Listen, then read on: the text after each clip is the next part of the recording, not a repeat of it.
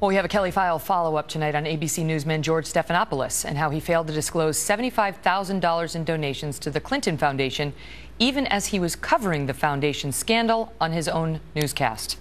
After media critics questioned why ABC did not conduct an investigation or punish Stephanopoulos in any way, reports surfaced today saying the anchor has a 7-year, $105 million contract, a pretty big investment to protect. Britt Hume is our Fox News senior political analyst. Britt, does that answer some questions about why there's been no punishment at all? Well, if the story's true, and look, if suppose he was only making half that, that's still a pretty big investment.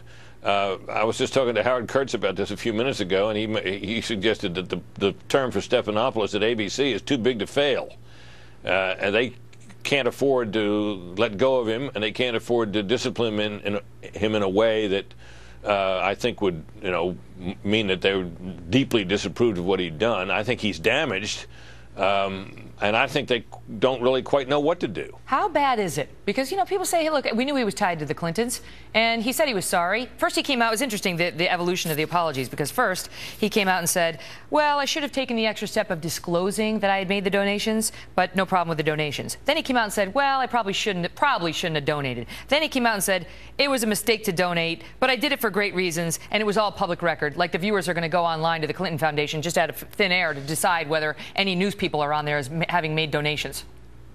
Well, I think it's, in addition to that, of course, he participated in some of the, the foundation's, or at least its offshoots, events.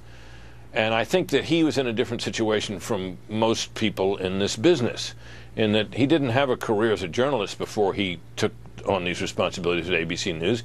He had a career in politics.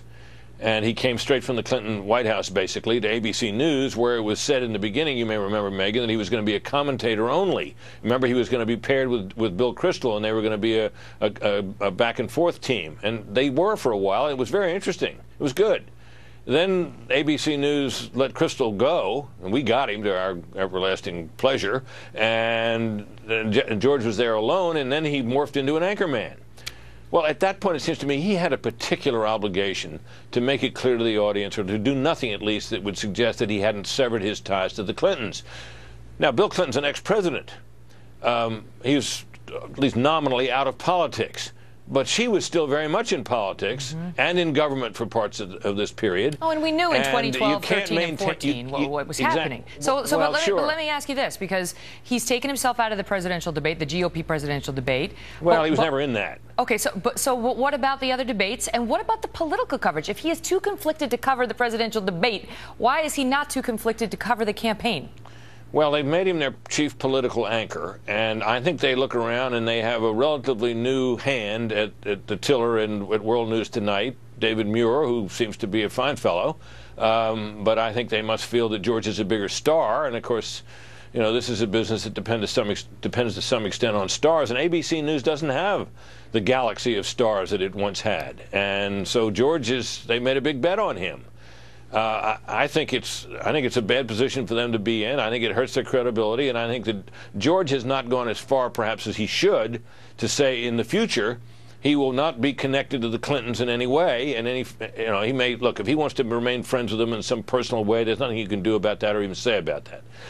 But the formal connections that he's had to them have been too numerous, and because he's under a special burden not to have such connections, above all to those people. Given his past in particular. Exactly. Great to see you. Thank you for being here. Thanks, Megan. You bet. Well, two big stories involving Secretary Hillary Clinton today. The first concerns a close Clinton ally, so disliked by the Obama administration that it banned this man from working at State while Hillary was there. The second took place when she finally agreed to answer media questions, like 5 of them. Ed Henry and Howie Kurtz next. Yeah, just wait.